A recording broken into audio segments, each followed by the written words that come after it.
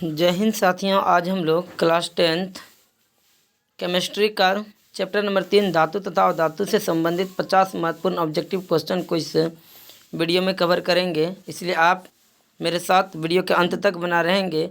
इस वीडियो में सिर्फ वही प्रश्नों को शामिल किया गया है जो कि आने वाले परीक्षा के दृष्टिकोण से मोस्ट इम्पॉर्टेंट है। ठीक है, तो सबसे पहले मैं आपसे माफ़ी मांगता हूँ कि 2 दिनों से मैं आपको वीडियो प्रोवाइड नहीं करा पा रहा था। ठीक है, तो आज का क्वेश्चन स्टार्ट करते हैं। और आज का पहला क्वेश्चन है, अमलगम एक मिश्र धातु है जिसमें एक धातु हमेशा रहता है। अमलगम क्या है? एक मिश्र धातु है जिसमें एक धातु हमेशा रहता है। ठीक है, तो अमलगम क्या है? पारा यानी Hg किसी अन्य को अपने में मिलाकर अमलगम का निर्माण करता है। ठीक है, पारा जो है किसी धातु को अपने में मिलाकर क्या करता है? अमलगम का निर्माण करता है, इसलिए अमलगम में पारा आवश्यक होता है। ठीक है, इस क्वेश्चन का राइट आंसर क्या होगा? Option number C. ठीक है, उम्मीद है क्वेश्चन समझ में आया होगा। अब बात आई पारा की, तो पारा के बारे में कुछ जान लेते हैं। ठीक है, तो पारा का संकेत होता है आपका Hg। ठीक है, परमाणु संख्या 80। पारा का प्रमुख अयस्क जो है इसको सीने बार कहते हैं। पारा का प्रमुख अयस्क क्या है? सीने बार। ठीक है, पारा का लैटिनम हाइड्रागायरम है। पारा का लैटिनम हाइड्रागायरम। ठीक है, हाइड्रागायरम आप लिख लीजिएगा। क्वेश्चन आएगा, कमरे के ताप पर पाया जाने वाला एकमात्र धातु, कमरे के ताप पर द्रवावस्था में पाया जाने वाला एकमात्र धातु जो है आपका पारा ही है। ठीक है, उम्मीद है ये क्वेश्चन आपको पूरी क्लियर हुआ होगा। नेक्स्ट क्वेश्चन, क्वेश्चन नंबर 2 की ओर बढ़ते हैं। क्वेश्चन नंबर 2 क्या कह रहा है?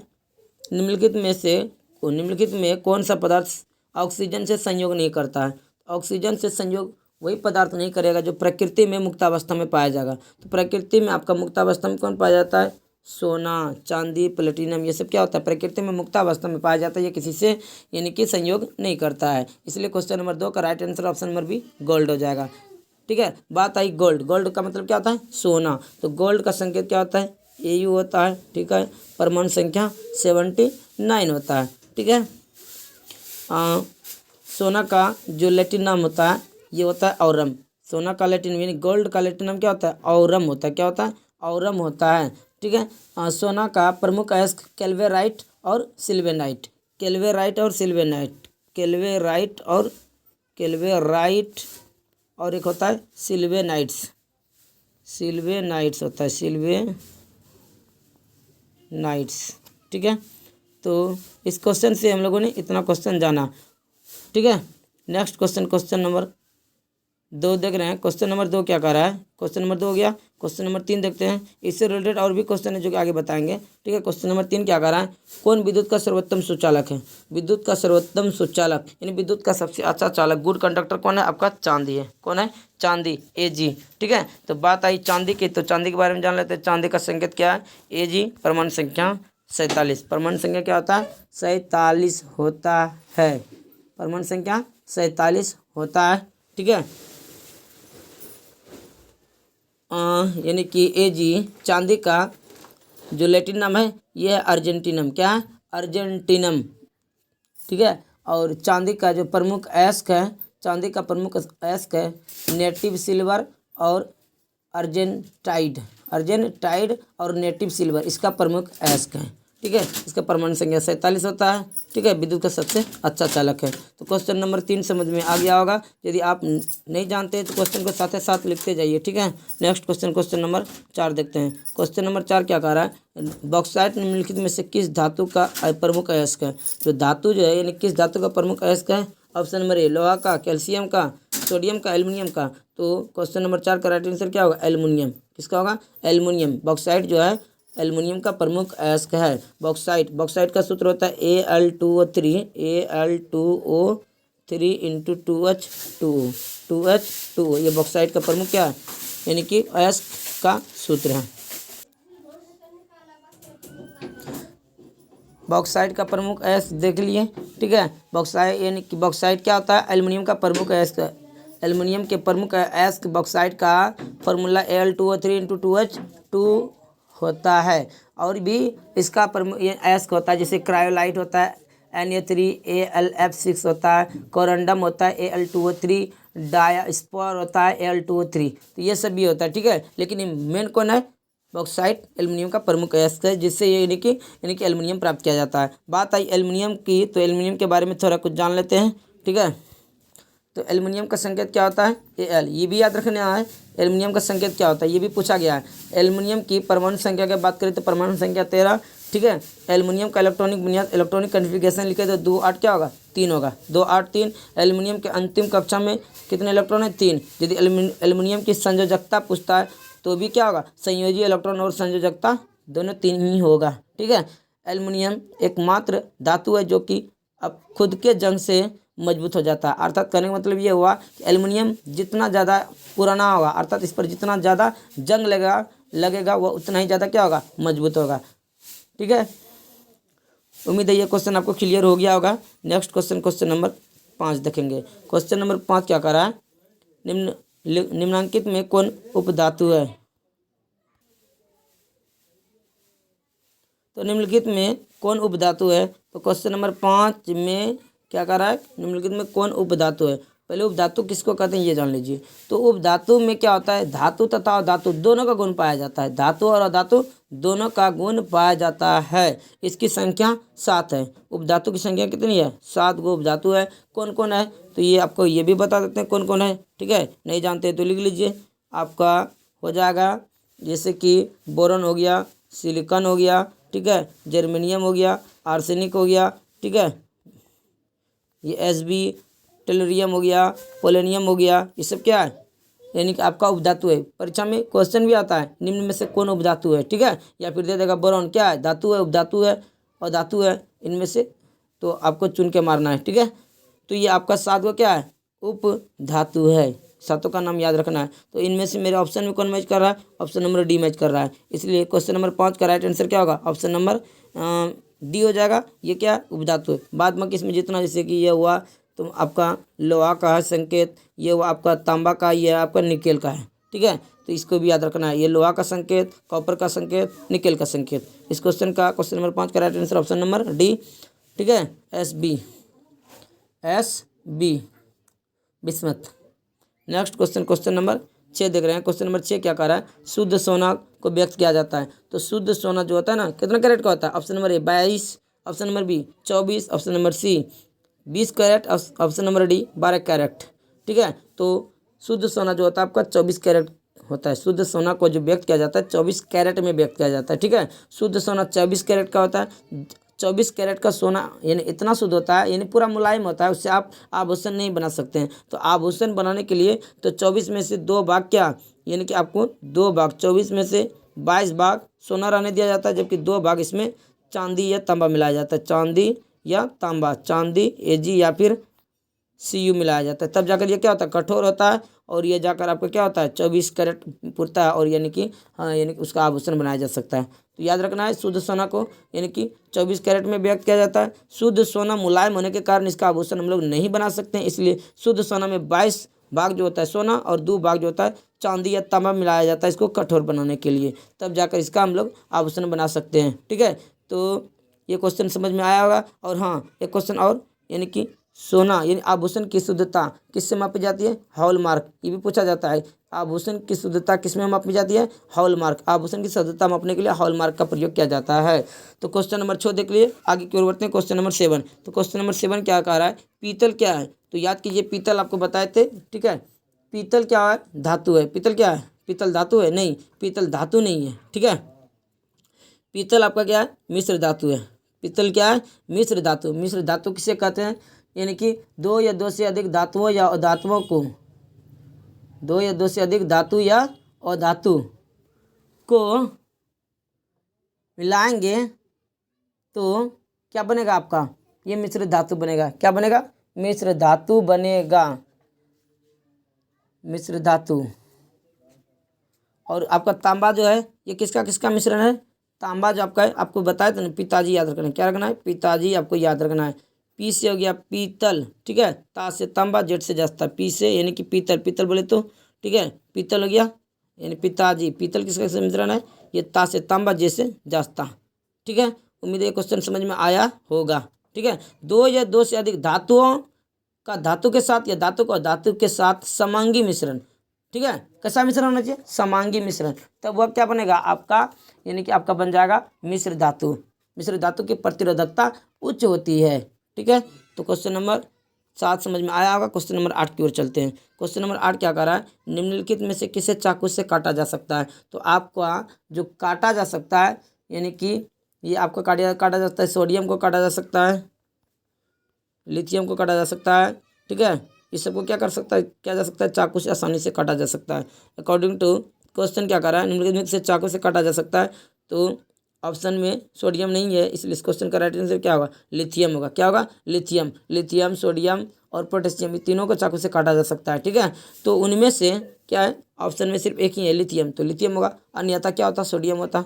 ठीक है, और सोडियम यानी लिथियम से क्वेश्चन और बनता है कि सबसे हल्का धातु भी क्या है? लिथियम है। बात आई लिथियम की, तो लिथियम के बारे में जान लेते हैं। लिथियम का संकेत होता है Li, परमाणु संख्या 3। इसका इलेक्ट्रॉनिक विन्यास लिखेंगे तो 2 1 लिखा आएगा। उम्मीद है ये क्वेश्चन समझ में आएगा। नेक्स्ट क्वेश्चन, क्वेश्चन नंबर 9 देखते हैं। क्वेश्चन नंबर 9 क्या कह रहा है? निम्न में से कौन आयनिक यौगिक है जो कि प्लस और माइनस में टूट जाए? तो Ca और ये Cl2 क्या है? ये है, ये प्लस माइनस में टूटेगा। ठीक है, तो इसलिए क्या है? आयनिक यौगिक है, जो आयन बनाता हो। ठीक है, जो आयन बनाता हो वो आयनिक यौगिक होगा।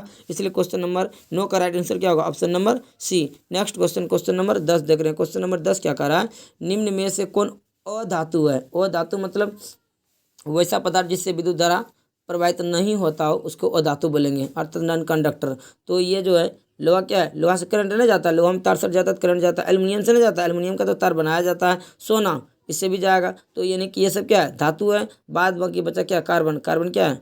वो धातु है। ठीक है, बात आई कार्बन की, तो कार्बन के बारे में जान लेते हैं। कार्बन का संकेत C, परमाणु संख्या 6। इलेक्ट्रॉनिक विन्यास लिखेंगे तो 2 4 होगा। कार्बन के अंतिम कक्षा में 4 इलेक्ट्रॉन, इसकी संयोजकता और संयोजी इलेक्ट्रॉन दोनों सेम होता है, दोनों 4 ही है। ठीक है, कार्बन में यानी कि श्रृंखलन का गुण पाया जाता है, इसलिए ये सर्वाधिक क्या बनाता है? सर्वाधिक यौगिकों का निर्माण कर सकता है। ठीक है, कार्बन का जो यानी कि अपर रूप होता है 4 गो होता है। कार्बन के कितने अपर रूप? 4। कोयला होता है। ठीक है, ग्रेफाइट हो गया आपका, कोयला, ग्रेफाइट। और क्या हो सकता है? आपका हीरा हो जाएगा। और क्या होगा? कोयला हो गया, ग्रेफाइट हो गया, हीरा हो गया, कार्बन। ये सब क्या है? यानी कि कार्बन नहीं होगा, कार्बन नहीं होगा आपका, कार्बन नहीं होगा। तो हम लोग कार्बन के अपर रूप देख रहे थे। कितना नंबर क्वेश्चन था? क्वेश्चन नंबर कार्बन, ये चैप्टर क्वेश्चन नंबर 10 ही देख रहे थे। तो हम लोग कार्बन के अपर रूप देख रहे थे। अपर रूप में हम लोग क्या क्या देखें? यानी कोयला देखें, कोयला। उसके बाद क्या देखें? ग्रेफाइट देखें।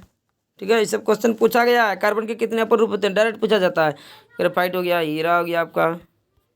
ठीक है, और एक होता है फुलेरिन होता है। 4 गो अपर रूप होता है। कोयला क्या है? सबसे क्या होता है? अशुद्ध। कार्बन का सबसे अशुद्ध रूप क्या है? कोयला है। कार्बन का सबसे अशुद्ध रूप कोयला है, जबकि कार्बन का सबसे शुद्ध रूप का मतलब अवतार। ठीक है, इसी का यानी कार्बन का ही दूसरा रूप।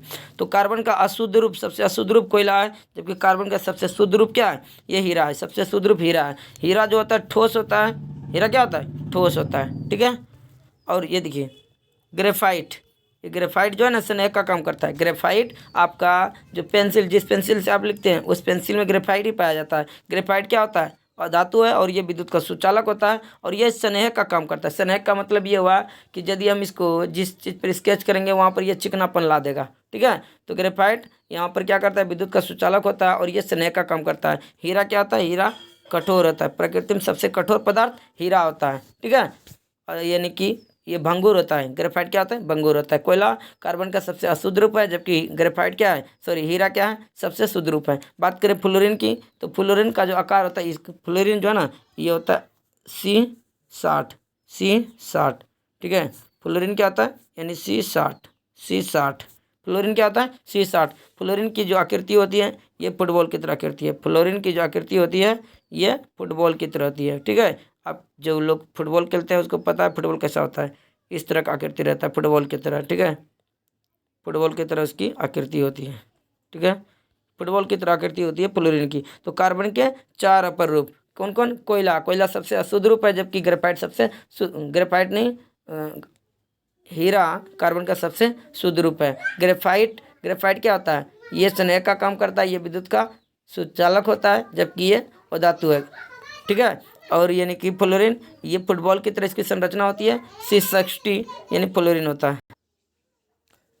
क्वेश्चन नंबर 11 क्या कह रहा है?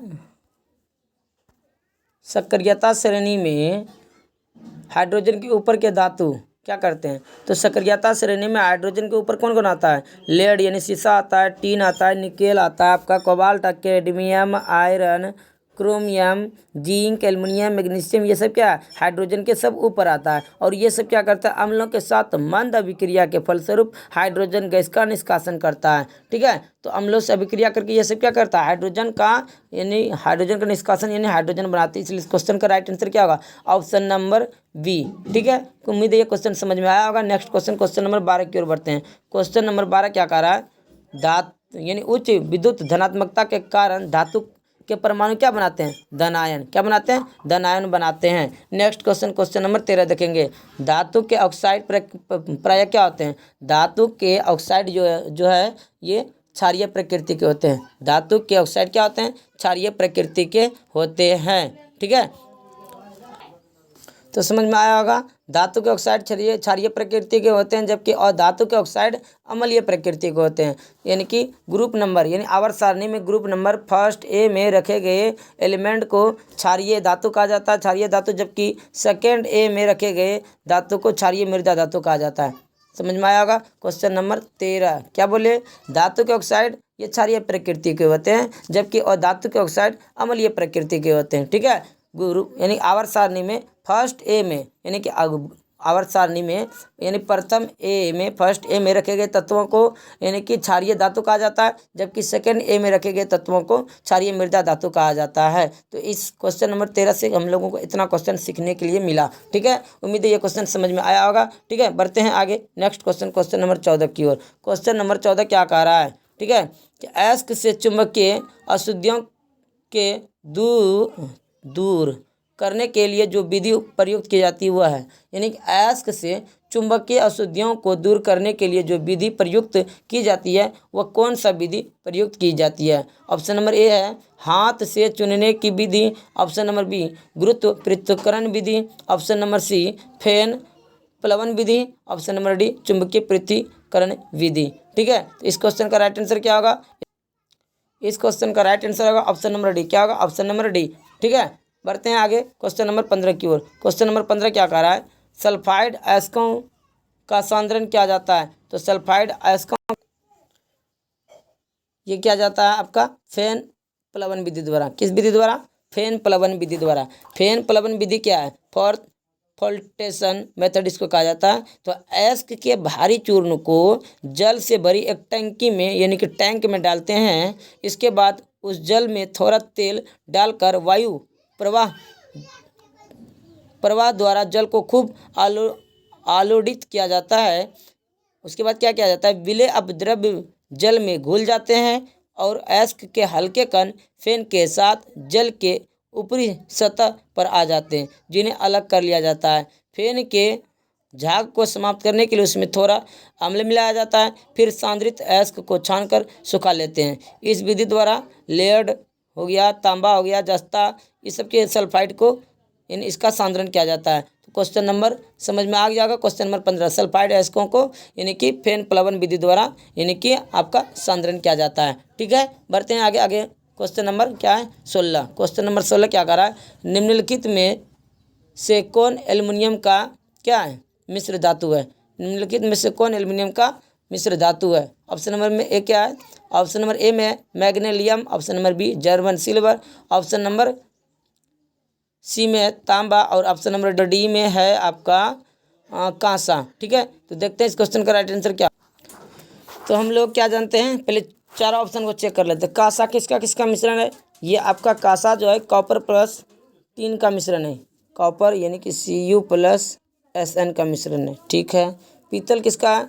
ये तांबा प्लस जास्ता का मिश्रण है। और जर्मन सिल्वर, जर्मन सिल्वर याद करने के लिए आपको हम ट्रिक बताए थे कि जर्मन सिल्वर जातानी, क्या बताए थे, जातानी, कहाँ जातानी, जर्मनी जातानी, कहाँ जातानी, जर्मनी जातानी। जा से होगा जास्ता, ता से हो गया यानी कि तांबा, ठीक है, नी से हो गया निकेल, नी से हो गया क्या, निकेल। तो इन तीनों ऑप्शन में, ऑप्शन सी डी और ऑप्शन बी यानी बी सी डी में कहीं पर आपको एल्युमिनियम देखने के लिए मिला, नहीं मिला। इसका मतलब क्या हुआ, ये इनमें से कहीं एल्युमिनियम का मिश्र धातु नहीं है। तो बच गया ऑप्शन कौन, मैग्नीशियम। इसलिए इस क्वेश्चन का राइट आंसर क्या होगा, ऑप्शन नंबर ए होगा, ठीक है। लेकिन ऑप्शन नंबर बी और सी डी ये तीनों क्या इंपॉर्टेंट है, परीक्षा में यहाँ से भी क्वेश्चन बनेगा कि निम्नलिखित में से कौन पीतल का मिश्र धातु है, या पीतल का मिश्र धातु यानी पीतल किन किन अवयवों से मिलकर बना है। तो यहाँ से ये क्वेश्चन बनेगा, इसलिए इस क्वेश्चन को नोट करते जाना है साथ ही साथ। इसलिए बोले थे कि वीडियो को स्किप नहीं करना है,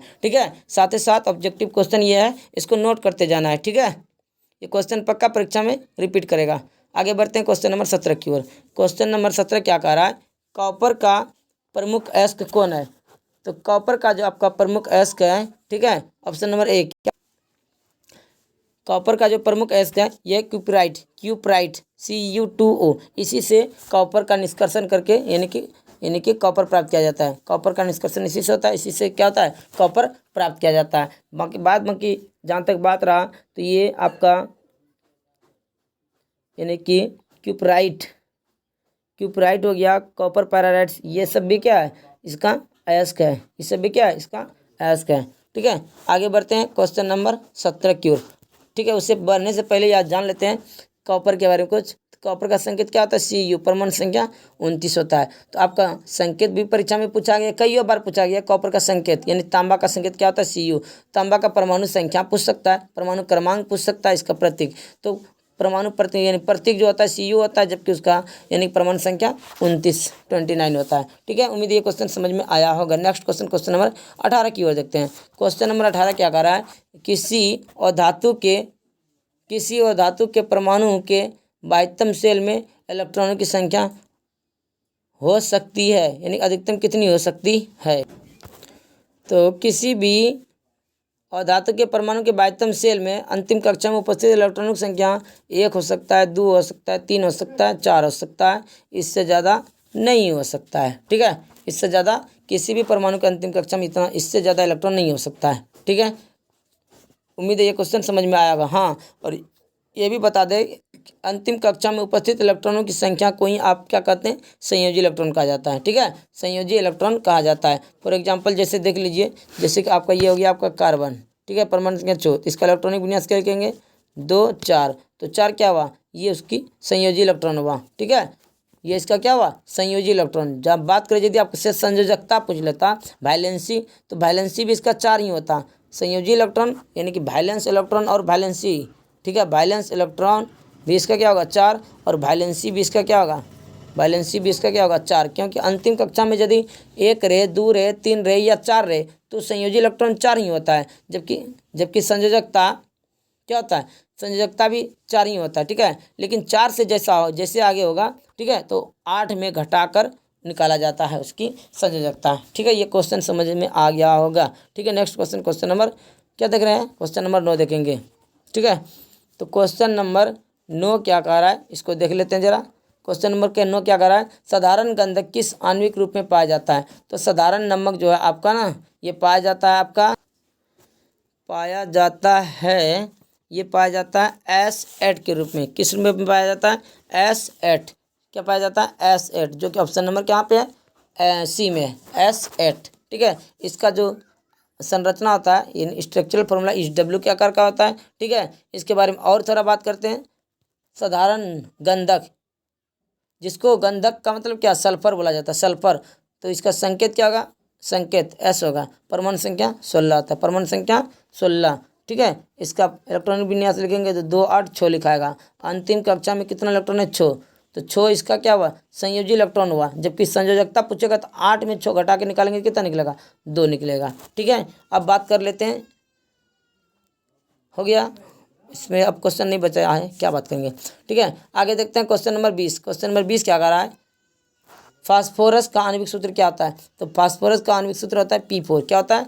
P4। फास्फोरस, फास्फोरस का मतलब हो गया, यानी कि फास्फोरस का आणविक सूत्र, अणुसूत्र जो होता है P4 होता है।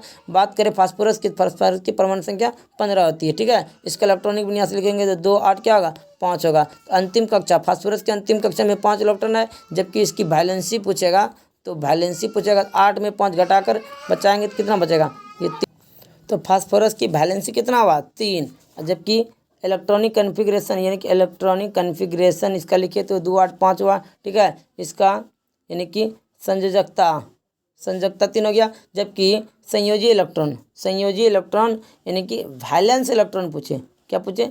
Valence electron. वैलेंसी अलग होता है, बैलेंस इलेक्ट्रॉन अलग होता है। वैलेंसी उसको कहा जाता है जो कि यानी कि परमाणु संख्या किसी तत्व का परमाणु, यानी कि किसी तत्व के अंतिम कक्षा में यदि 1 2 3 4 तक यदि यानी कि अंतिम सेल में इलेक्ट्रॉन आता है तो उसकी वैलेंसी और वैलेंस इलेक्ट्रॉन दोनों सेम होता है। जैसे 4 से यानी कि ज़्यादा होगा अंतिम कक्षा में उपस्थित इलेक्ट्रॉन की संख्या, तो उसका वैलेंसी 8 में घटा कर निकाला जाता है। उसका वैलेंसी क्या होता है? 8 में। यहाँ 8 में 5 घटाएंगे क्या होगा? 3 नहीं होगा। ठीक है, इसलिए इसके वैलेंसी क्या होगा? 3, जबकि वैलेंस इलेक्ट्रॉन 5 होगा। ठीक है, अब फास्फोरस के बारे में थोड़ा और बात करते हैं। फास्फोरस जो होता है ना, ये 2 प्रकार का होता है। आपका कितना प्रकार का? 2 प्रकार, एक श्वेत, ठीक है, और एक होता है लाल फास्फोरस। एक श्वेत तथा एक लाल। ठीक है, ये श्वेत फास्फोरस जो है ये पीली रोशनी के साथ जलता है, इसलिए इसे पीला फास्फोरस भी कहा जाता है। ये श्वेत पीली फास्फोरस जो है पीली रोशनी के साथ जलता है, ये जब जलेगा ना तो पीली रोशनी देती है, इसलिए श्वेत फास्फोरस को पीली यानी पीला फास्फोरस भी कहते हैं। ठीक है, जबकि लाल फास्फोरस जो है ना स्वतः यानी कि अपने आप नहीं जलता है, इसलिए इसे अस्थायी फास्फोरस कहा जाता है। ठीक है, ये क्या? वो अस्थाई है, ये अपने आप नहीं जलता, वो अस्थाई है। ठीक है, जबकि फिर से बात करें अगला पॉइंट का, तो ये जो है श्वेत फास्फोरस 40 डिग्री C पर स्वतः जल उठेगा। जब टेम्परेचर, वायुमंडल का टेम्परेचर 40 डिग्री C होगा तो ये क्या होगा? स्वतः जल उठेगा, इसलिए इसको अस्थाई फास्फोरस भी कहा गया है। ठीक है, श्वेत फास्फोरस आपके हड्डियों में भी पाया जाता है, इसे पानी में डुबा के रखा जाता है। मेन तो है कि श्वेत फास्फोरस को पानी में, देखिए श्वेत पानी भी होता है, यानी ना होता है क्लियर होता है, तो श्वेत एकदम सादा दिखता है। तो श्वेत याद रखिएगा, श्वेत पानी होता है, तो इसको यानी कि श्वेत फास्फोरस को कहाँ डुबा कर रखा जाता है? पानी में डुबा कर रखा जाता है। ठीक है, श्वेत फास्फोरस का जो गंध होता है ये लहसुन की तरह महकता है। श्वेत फास्फोरस लहसुन की तरह महकता है, जबकि लाल फास्फोरस में कोई गंध नहीं होता है। ठीक है, हम लोग दिया सलाई में, माचिस में जो होता है ना प्रयोग करते हैं, वो लाल फास्फोरस का ही प्रयोग करते हैं। दिया सलाई में किसका प्रयोग करते हैं? दिया सलाई में आपका लाल फास्फोरस, ये जो दिया सलाई होता है ना घर में, माचिस उसमें लाल फास्फोरस, कौन फास्फोरस?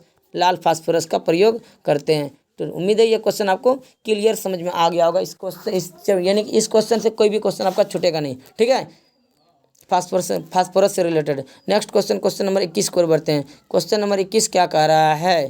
क्वेश्चन नंबर 21 कह रहा है, सोना निम्नलिखित में से किस द्रव में घुल सकता है? सोना अम्लराज में घुल सकता है। सोना किस में घुल सकता है? अम्लराज में घुल सकता है। बात आई अम्लराज की, तो अम्लराज के बारे में थोड़ा जान लेते हैं, क्योंकि यहाँ से भी क्वेश्चन बनेगा आपके एग्जाम।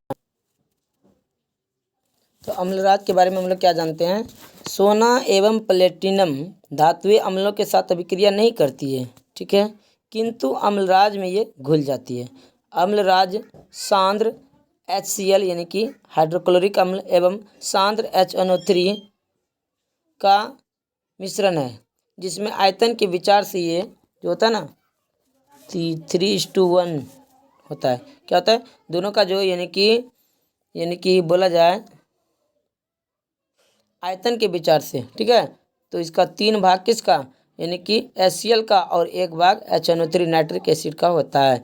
सोना और प्लेटिनम के अम्लराज में घुलने का जो कारण है वो आपका नवजात क्लोरीन होता है, जो क्या करता है? सोना और प्लेटिनम के साथ अभिक्रिया करके AuCl3 और प्लेटिनम PtCl4 बना देता है। ठीक है, इसीलिए घुल जाता है।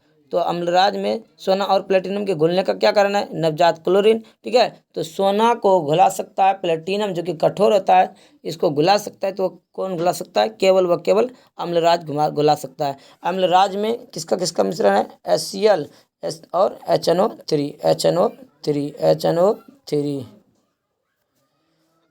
HCl हाइड्रोक्लोरिक अम्ल का 3 भाग और HNO का 1 भाग।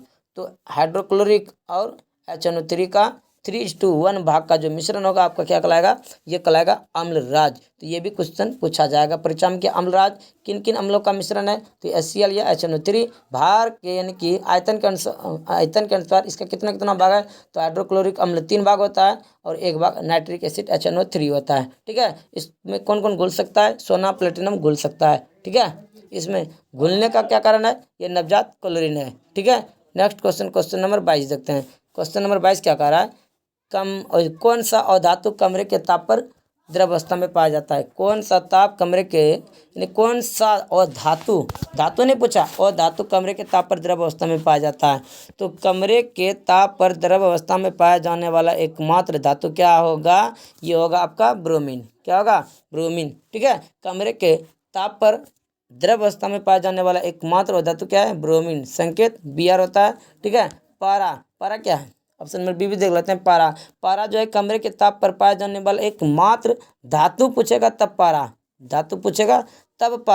ठीक है, और तांबा का तो खर्च कोई दिक्कत नहीं। तांबा कॉपर जिसको कहा जाता है, इसका Cu संकेत होता है। एल्युमिनियम, ठीक है, Al इसका संकेत होता है। ठीक है, इतना क्वेश्चन हम लोग क्वेश्चन नंबर 22 से सीखे। क्वेश्चन नंबर 23 देखते हैं। क्वेश्चन नंबर 23 क्या कह रहा है? सीसा और टीन के मिश्रण, सीसा यानी कि Pb, सीसा प्लस टीन Sn, सीसा और टीन मिलकर क्या बनाता है? आपका सोल्डर बनाता है। क्या बनाता है? सोल्डर। क्या बनाता है? अरे बोलो ना रे, सोल्डर। सीसा और टीन मिलकर क्या बनाता है? सोल्डर बनाता है, जो कि ऑप्शन नंबर किस में है? ऑप्शन नंबर 23 में दें। ऑप्शन नंबर 23 का फर्स्ट नंबर क्वेश्चन नंबर 23 का फर्स्ट नंबर ऑप्शन क्या है? सोल्डर। तो सीसा और टीन मिलकर क्या बनाता है? सोल्डर। ठीक है, जबकि तांबा, कॉपर और जिंक मिलेगा तो आपका बना देगा पीतल बना देगा। क्या बनाएगा? पीतल बना देगा। ठीक है, सीसा यानी कि कॉपर और यानी कि आपका, चलिए छोड़िए। ठीक है, नेक्स्ट क्वेश्चन नंबर देखते हैं 24। क्वेश्चन नंबर 24 क्या कह रहा है? निम्नलिखित में से कौन अधिक क्रियाशील मूलक है? ठीक है, क्रियाशील ज़्यादा रिएक्शन कौन करेगा? क्रियाशील। तो आपका सोना किसी से रिएक्शन नहीं करेगा, चांदी भी नहीं करेगा, ये भी नहीं करेगा। तो सबसे ज़्यादा इन ऑप्शन के अनुसार इनमें सबसे अधिक क्रियाशील कौन है? यह भी क्रियाशील कौन है? कॉपर है। नेक्स्ट कॉपर की बात आई, कॉपर के बारे में जान लेते हैं। कॉपर का परमाणु संख्या 29 होता है। कितना होता है? 29 संकेत Cu होता है। ठीक है, क्वेश्चन नंबर ये ग्रुप डी यानी कि इसका जो ब्लॉक है, डी ब्लॉक का ये एलिमेंट है। ठीक है, क्वेश्चन नंबर 25 की ओर चलते हैं। क्वेश्चन नंबर 25 क्या कह रहा है?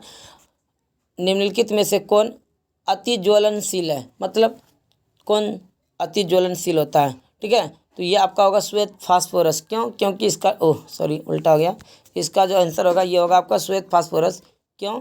क्योंकि इसका टेम्परेचर फिक्स है। जैसे वायुमंडल का तापमान 40 डिग्री C से ऊपर होगा तो ये क्या होगा? ऑटोमेटिक आग पकड़ लेगा। जबकि लाल फास्फोरस ये क्या है? इसमें जब तक आप आग लगाएंगे नहीं तो ये आग जल नहीं सकता। लेकिन श्वेत फास्फोरस में ऑटोमेटिक 40 डिग्री टेम्परेचर जैसे क्रॉस करेगा ऑटोमेटिक स्वतः आग पकड़ लेगा। ठीक है, तो कौन ज़्यादा ज्वलनशील होगा? तो श्वेत फास्फोरस होगा। फास्फोरस का संकेत सूत्र क्या होता है? P4 होता है। ठीक है, श्वेत फास्फोरस का यानी कि संकेत होता है P, परमाणु संख्या 15। ठीक है, इलेक्ट्रॉनिक विन्यास 285, इलेक्ट्रॉनिक विन्यास 285। अंतिम कक्षा में 5 इलेक्ट्रॉन। संयोजकता पूछेगा तो 8 में 5 घटा के निकाल दीजिए, 3 निकलेगा। नेक्स्ट क्वेश्चन नंबर हम लोग 26 देखेंगे। क्वेश्चन नंबर 26 क्या कह रहा है? विद्युत अपघटनी परिष्करण में अशुद्ध जो होता है धातु को बनाया जाता है। तो अशुद्ध धातु जो प्राप्त होता है आपका एनोड पर होता है। ठीक है, जबकि शुद्ध होगा कैथोड पर। तो अशुद्ध धातु जो बनाया जाता है ये आपका एनोड पर बनाया जाता है। क्वेश्चन नंबर 27 देखेंगे। क्वेश्चन नंबर 27 क्या कह रहा है? निम्नलिखित में से कौन सबसे अधिक अभिक्रियाशील है? सबसे अधिक क्रियाशील जो कौन है? ये पोटेशियम। हाथ पे रखिएगा तो ये उड़ जाएगा। ठीक है, इतना क्रियाशील है कि तुरंत रिएक्शन कर लेता है। ठीक है, नेक्स्ट क्वेश्चन नंबर 28 देखेंगे। क्वेश्चन नंबर 28 क्या कह रहा है? वल्कनीकरण यानी गैल्वेनाइजेशन की प्रक्रिया में प्राकृतिक रबर के साथ निम्नलिखित में से क्या मिलाया जाता है? तो वल्कनीकरण की प्रक्रिया में प्राकृतिक रबर के साथ आपका सल्फर मिलाया जाता है। सल्फर साधारण गंधक, सल्फर मिलाया जाता है, साधारण ये सल्फर एस, ठीक है, सल्फर मिलाया जाता है, ठीक है। और भी इसके बारे में जान लेते हैं। सल्फर का संकेत एस होता है, परमाणु संख्या 16, 2 8 6, इसका क्या होगा इलेक्ट्रॉनिक विन्यास। अंतिम कक्षा में 6 इलेक्ट्रॉन, जबकि संयोजकता पूछेगा तो कितना होगा 8 में 4 घटा दीजिए 2 निकल जाएगा। सल्फर के बारे में और भी कुछ जान लेते हैं फैक्ट। रबर का वल्कनीकरण गैल्वेनाइजेशन ऑफ रबर। तो वल्कनीकरण रबर की क्या करता है, प्रत्यास्थता, इलास्टिसिटी एवं शक्ति, स्ट्रेंथ बढ़ाने की एक रासायनिक प्रक्रिया है। इस प्रक्रिया में क्या होता है, रबर को सल्फर की उपस्थिति में गर्म किया जाता है, जिससे सल्फर परमाणुओं के द्वारा रबर के अणुओं के मध्य 3 डायमेंशनल त्रिसंयोजक यानी त्रिविमीय त्रियक संयोजनों का निर्माण हो जाता है। इस प्रकार वल्कनीकृत रबर अधिक प्रत्यास्था और अधिक शक्तिशाली तथा अधिक ताप सह बन जाता है, यानी सहने लायक बन जाता है, ठीक है। तो इस क्वेश्चन से क्वेश्चन नंबर इतना आपका क्लियर हो गया। क्वेश्चन नंबर 28 आपका क्लियर हो गया होगा। उम्मीद है क्वेश्चन अच्छा लगा होगा। नेक्स्ट क्वेश्चन नंबर 29 की ओर चलते हैं। क्वेश्चन नंबर 29 क्या कह रहा है, 1 ग्राम सोना से कितने लंबाई का तार खींचा जा सकता है। तो 1 ग्राम यानी कि 1 ग्राम सोना से 2 किलोमीटर तार खींचा जा सकता है। जब थ्योरी पर आ रहे थे तो उस समय भी लिखाए थे कि 1 ग्राम सोना से 2 किलोमीटर लंबी तार खींचा जा सकता है। ये किस गुण के कारण, ये तन्यता के कारण। सोना में तन्यता का गुण पाया जाता है, ये ताना जा सकता है, इसको खींचा जा सकता है। कितना खींचा जा सकता है, 1 ग्राम सोना को, मात्र 1 ग्राम सोना को 2 किलोमीटर तक खींचकर इसका तार बना सकते हैं। अधिक तन्यता होने के कारण यह तार बन जाता है। और नहीं होता अधिक यानी तन्यता नहीं होता तो क्या होता है, ये भंगुर हो जाता, टूट जाता, नहीं बन पाता, ठीक है। तो उम्मीद है क्वेश्चन समझ में आया होगा। और क्या बताएं, यानी कि सोना के बारे में तो जानते हैं, परमाणु संख्या यानी सोना का संकेत Au होता है, परमाणु संख्या 79 होता है। सिल्वेनाइट इसका यानी प्रमुख एस का होता है, ठीक है। नेक्स्ट क्वेश्चन नंबर 30 की ओर चलते हैं। क्वेश्चन नंबर 30 क्या कर रहा है, कमरे के ताप पर मरकरी धातु किस अवस्था में पाया जाता है। अभी तुरंत बताएं, मरकरी आपका द्रव अवस्था में पाया जाता है। मरकरी की बात करें तो यह संकेत Hg होता है, परमाणु संख्या 80, प्रमुख एस इसका C ने 12 होता है। क्या होता है, C ने 12 होता है। ये क्वेश्चन आपकी बार परीक्षा में पूछा गया था, 2021 का जो एग्जाम हुआ था इसमें पूछा गया था। नेक्स्ट क्वेश्चन देखते हैं, क्वेश्चन नंबर 31। क्वेश्चन नंबर 31 क्या बोल रहा है, व्यावसायिक स्तर पर एल्युमिनियम धातु का निष्कर्षण किस एस से किया जाता है। पीछे बताएं बॉक्साइट से, बॉक्साइट का फॉर्मूला बताए थे Al2O3 × 2H2O। Next question number हम लोग 32 देखेंगे। क्वेश्चन नंबर 32 क्या कर रहा है, लोहे के निष्कर्षण में चूना पत्थर कैल्शियम सिलिकेट एवं यौगिक बनाता है। यह यौगिक क्या कहलाता है, ये यौगिक जो आपका क्या कहलाता है, धातुमल कहलाता है। क्या कहलाता है, धातुमल कहलाता है, ठीक है। नेक्स्ट क्वेश्चन नंबर 32 देखेंगे, 33। क्वेश्चन नंबर 32 हो गया, 33 देखते हैं। क्वेश्चन नंबर 33 क्या कह रहा है, किसी तत्व के गुणधर्मों का 2 या 2 से अधिक विभिन्न रूपों में प्रस्तुतिकरण तत्व के क्या कहलाता है। यह कहलाता है उसका अपर रूपता। क्या कहलाता है, अपर रूपता, इसका अवतार। जैसे बताए थे ना शुरू में, इस वीडियो के शुरू में ही बताए थे, कार्बन के 4 अपर रूप होता है ना।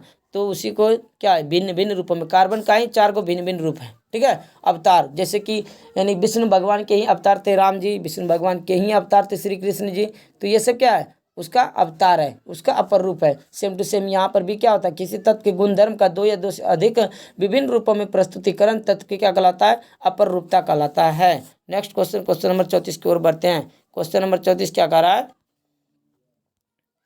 धातुओं की प्रकृति क्या होती है। तो बताएं, धातु क्या होता है, प्रायः विद्युत का धनात्मक होता है। धातु धनात्मक होती है, क्यों, क्योंकि वह क्या होता है, इलेक्ट्रॉन को दान करके अपने ऊपर क्या करता है, अपने ऊपर धनायन बनाता है, ठीक है। नेक्स्ट क्वेश्चन नंबर 35 देख रहे हैं। क्वेश्चन नंबर 35 क्या कह रहा है, 35 नंबर क्वेश्चन कह रहा है, लोहा एवं इस्पात को जंग से सुरक्षित रखने के लिए उन पर किस धातु की पतली परत चढ़ाई जाती है। तो ये चढ़ाई जाती है आपका जिंक का। जिंक की परत चढ़ाने की प्रक्रिया को गैल्वेनाइजेशन यानी कि गैल्वेनीकरण कहा जाता है। हिंदी में यशद लेपन कहा जाता है, ठीक है, ताकि इस पर क्या हो, जिंक यानी कि जंग ना लगे, ठीक है, जंग ना लगे। बात आई है जिंक की, तो जिंक का संकेत क्या होता है, Zn, परमाणु संख्या 30। ये सब याद रखना आपको, ठीक है, लिख कर रखते जाइए, काम आएगा।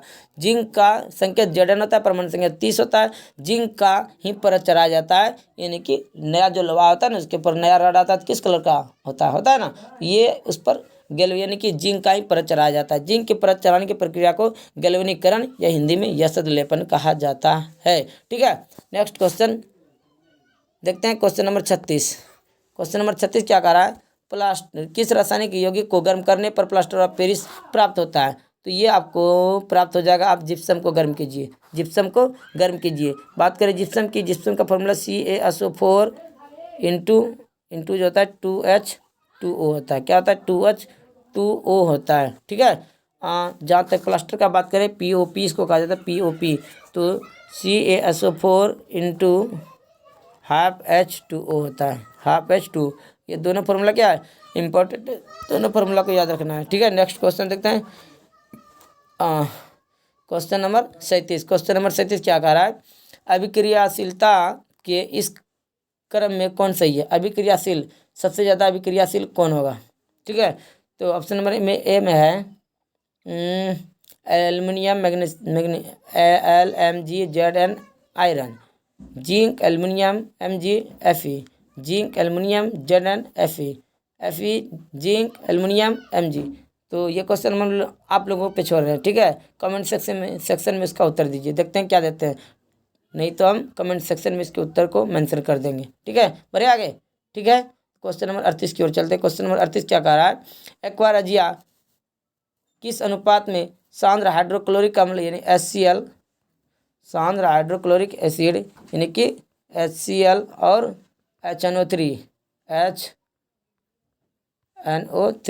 तो ये अभी तुरंत बताया 3:1 के अनुपात में रहता है, जो कि ऑप्शन नंबर कितना में है? ऑप्शन नंबर सी में है। इसलिए क्वेश्चन नंबर 38 का राइट आंसर क्या होगा? Option number C. Next question, question number 39 देखते हैं। क्वेश्चन नंबर 39 क्या करा? अपने शुद्ध रूप में धातु की सतह क्या होती है? चमकदार होती है। क्या होती है? चमकता है। जब धातु शुद्ध रूप में रहेगा तो चमकता आता है। ठीक है। नेक्स्ट क्वेश्चन, क्वेश्चन नंबर 40 देखेंगे। धातु का पतले तार के रूप में खींचने की क्षमता को क्या कहते हैं? तो धातु का पतले तार के रूप में खींचने की क्षमता को तन्यता कहा जाता है। क्या कहा जाता है? तो ये क्वेश्चन समझ में आ गया होगा। तन्यता को अंग्रेजी में डक्टिलिटी भी कहा जाता है। ठीक है। तो कुछ पदार्थों में ऐसे गुण पाए जाते हैं जिनसे तार बनाए जा सकते हैं। पदार्थ के इसी गुण को तो क्या कहते हैं? तन्यता। अभी हम लोग पीछे देखें कि 1 ग्राम सोना से, मात्र 1 ग्राम सोना से कितना 2 किलोमीटर तक इसका तार खींचा जा सकता है। क्यों खींचा जा सकता है? क्योंकि इसमें तन्यता का गुण पाया जाता है। ठीक है। तो कुछ पदार्थ ऐसे, सब पदार्थ के बारे में बात नहीं कर रहे, कुछ पदार्थ में ऐसे गुण पाए जाते हैं जिनसे तार बनाए जा सकते हैं। पदार्थ के इसी गुण को तन्यता कहा जाता है। ठीक है। तो धातु का पतले तार के रूप में खींचने की क्षमता को क्या कहते हैं? तन्यता। इसलिए क्वेश्चन नंबर राइट यानी 40 का राइट आंसर क्या होगा? ऑप्शन नंबर बी, तन्यता। नेक्स्ट क्वेश्चन, क्वेश्चन नंबर क्या बोल रहा है? 41। क्वेश्चन नंबर 41 क्या कर रहा है? कुछ धातुओं को पीट कर पतले चादर बनाया जाता है, इस गुणधर्म को क्या कहते हैं? तो इस गुणधर्म को आपको क्या कहना होगा? इस गुणधर्म को आप क्या कहेंगे? इसको कहते हैं आघात वर्धनीय। आघात वर्धनीय यानी कुछ ठोस पदार्थ पीटने पर टूटने के स्थान पर क्या होता है? पतली चादर के रूप में परिवर्तित हो जाता है। ऐसे पदार्थ आघात वर्धनीय होते हैं। जैसे ले लीजिए आपका सोना सबसे अधिक आघात वर्धनीय होगा, चांदी ले लीजिए, तांबा लीजिए, सबको पीट पीट कर यानी कि चौड़ा किया जा सकता है। ठीक है। उम्मीद है यानी कि चौड़ा किया जा सकता है। तो यानी कि क्वेश्चन नंबर 41 का राइट आंसर आपको समझ में आ गया होगा। क्या होगा? बोलिए आंसर, बताओ आंसर क्या होगा? अभी हम इतना बकने का क्या कारण है? बताना है तुमको। कुछ धातुओं को पीट कर पतली चादर बनाया जा सकता है। अब पीट पीट कर चौड़ा कर सकते, किसके कारण? ये आघात वर्ध्यता के कारण। नहीं तो हथौड़े लेकर मारते तो क्या होता? चूर चूर ना हो जाता, लेकिन ये चूर नहीं होगा, उसके स्थान पर क्या होगा? फैल जाएगा। आघात करने पर यह फैल जाएगा। ठीक है। इसी गुण को क्या कहा जाता है? आघात वर्ध्यता कहा जाता है। इसलिए क्वेश्चन नंबर 41 का राइट आंसर क्या होगा? Option number B. ठीक है। नेक्स्ट क्वेश्चन, क्वेश्चन नंबर 42 देख रहे हैं। जो धातुएं कठोर सतह से टकराने पर आवाज उत्पन्न करती है, उन्हें क्या कहते हैं? उन्हें क्या कहा जाता है? उन्हें कहा जाता है ध्वनिक कहा जाता है। क्या कहा जाता है? ध्वनिक। ठीक है। कुछ ऐसे पदार्थ होते हैं जो ठोस से टकराएगा ना, वो पूरी तरह क्या करेगा? आवाज करेगा। ठीक है। जिससे ट्रेन पटरी पर चलती है। ठीक है। तो पटरी इस्पात का बना होता है, तो वह धातु है, ये भी धातु है, दोनों टकराता है, कितना आवाज करता है? इसको ध्वनिक कहते हैं। इसको क्या कहते हैं? ध्वनिक कहते हैं। ध्वनिक क्या कहते हैं? ध्वनिक कहते हैं। ठीक है। तो क्वेश्चन नंबर आपका 42 भी क्लियर हो गया, समझ में आ गया होगा। नेक्स्ट क्वेश्चन देखते हैं। क्वेश्चन नंबर, ये क्वेश्चन नंबर आपको बता दें कितना? 43। क्वेश्चन नंबर 43 क्या कह रहा है? सबसे अधिक तन्य धातु कौन है? तो सबसे अधिक तन्य जो होता है, ये जो होता है आपका सबसे अधिक तन्य धातु होता है आपका प्लेटिनम। सबसे अधिक तन्य कौन होता है? प्लेटिनम। प्लेटिनम होता है सबसे अधिक तन्य, लेकिन आपके किताब में नहीं है, यानी कि आपके ऑप्शन में क्या है? यानी कि नहीं दिया हुआ, आपके ऑप्शन में नहीं दिया हुआ है। ठीक है। तो सबसे अधिक होता है, यानी कि तन्यता जो होता है ना प्लेटिनम की होती है, उसके बाद आपका सोना Au, उसके बाद आपका चांदी का आता है। तो सबसे अधिक किसका आता है? प्लेटिनम का होता है, उसके बाद किसका होता है? सोना का होता है, उसके सबसे लास्ट में किसका होता है? चांदी का होता है। तो सबसे अधिक तन्नी जो होता है कौन होता है? ये होता है आपका प्लेटिनम। सबसे अधिक तन्नी कौन होता है? प्लेटिनम होता है। इसलिए इस क्वेश्चन का राइट आंसर क्या होगा? प्लेटिनम तो नहीं होगा, क्यों? क्योंकि ऑप्शन में नहीं है। तो सेकेंड आंसर क्या है? सोना। ऑप्शन में है सोना, हाँ है क्वेश्चन नंबर 43 का। इसलिए क्वेश्चन का आंसर क्या होगा? क्वेश्चन नंबर 43 का राइट आंसर क्या होगा? ऑप्शन नंबर डी, सोना। नेक्स्ट क्वेश्चन देखते हैं, क्वेश्चन नंबर 44। क्वेश्चन नंबर 44 क्या कह रहा है दोस्त? इनमें से कौन अधातु होते हुए भी चमकीला होता है? तो इनमें से आयोडीन, आयोडीन क्या अधातु है? आयोडीन आपका क्या है? अधातु है, ठीक है। फिर भी ये क्या होता है? चमकता है, नहीं चमकता। अधातु है आयोडीन। आयोडीन मतलब जो हम लोग नमक खाते हैं उसमें, ठीक है, पाया जाता है आयोडीन। ना कहता आयोडीन युक्त नमक सब खाने की सलाह क्यों दी जाती है, ठीक है। तो आयोडीन युक्त नमक खाने से क्या होता है? आपके जो गला में गलकंडा, ये घेंगा रोग होता है, ये आपका नहीं होता है। तो आयोडीन क्या है? और धातु है, फिर भी ये चमकता है। ये भी क्वेश्चन यहाँ से इंपॉर्टेंट है, ध्यान रखिएगा। बढ़ते हैं आगे क्वेश्चन नंबर 45 की ओर। क्वेश्चन नंबर 45 की बात करें, क्वेश्चन नंबर 45 क्या कह रहा है? सबसे कठोर पदार्थ कौन है? तो सबसे कठोर पदार्थ आपका क्या है? हीरा है। क्या है? हीरा। हीरा क्या है? कार्बन का सबसे शुद्ध रूप हीरा ही होता है। हीरा बहुत कठोर होता है, ठीक है। हीरा की जो संरचना होती है चतुष्फलकीय होती है। हीरा चमकता किसके कारण है? ये चमकता है पूर्ण आंतरिक परावर्तन, टोटल इंटरनल रिफ्लेक्शन, जिसको शॉर्टकट में TIR भी कहते हैं, ठीक है। और कुछ हीरा के बारे में जानना है? चलिए आगे बढ़ते हैं। हीरा से ही आपका शीशा काटा जाता है, ये भी जान लीजिए। हीरा से जो दुकानदार सब ना शीशा काटता है, वो हीरा से ही काटा जाता है, ठीक है। क्वेश्चन नंबर 46 की ओर देखते हैं। क्वेश्चन नंबर 46 क्या कह रहा है? एल्युमिनियम पर मोटी ऑक्साइड की परत चढ़ाने की, यानी कि बनाने की प्रक्रिया को क्या कहते हैं? तो एल्युमिनियम पर मोटी ऑक्साइड की परत बनाने की प्रक्रिया को एनोडीकरण कहा जाता है। एनोडीकरण कहा जाता है। क्या कहा जाता है? एनोडीकरण कहा जाता है। इसलिए क्वेश्चन नंबर 46 का राइट आंसर क्या होगा? एनोडीकरण। जबकि लोहे पर जस्ती की परत चढ़ाने की प्रक्रिया को जस्तीकरण कहा जाता है। तो वो अलग है, ये अलग है। वो साल दूसरा था, ये साल दूसरा है, ठीक है। एल्युमिनियम पर परत चढ़ाएंगे तो एनोडीकरण, जबकि जस्ता पर परत चढ़ाएंगे तो जस्तीकरण। उम्मीद है आज का यह सेशन आपको अच्छा लगा होगा, ठीक है। यदि ये वीडियो आपको अच्छा लगे तो वीडियो को लाइक कीजिए, कमेंट कीजिए वीडियो पर, ठीक है। और अभी तक मेरे चैनल को यदि सब्सक्राइब नहीं किए हैं तो आप मेरे चैनल को सबसे पहले जाकर सब्सक्राइब कर लीजिए, क्योंकि जैसे हम वीडियो को अपलोड करेंगे तो नोटिफिकेशन आपके पास आ जाएगा अपलोड होते ही, इसके लिए, ठीक है। तो मिलते हैं हम लोग नेक्स्ट वीडियो में, तब तक के लिए जय हिंद, धन्यवाद।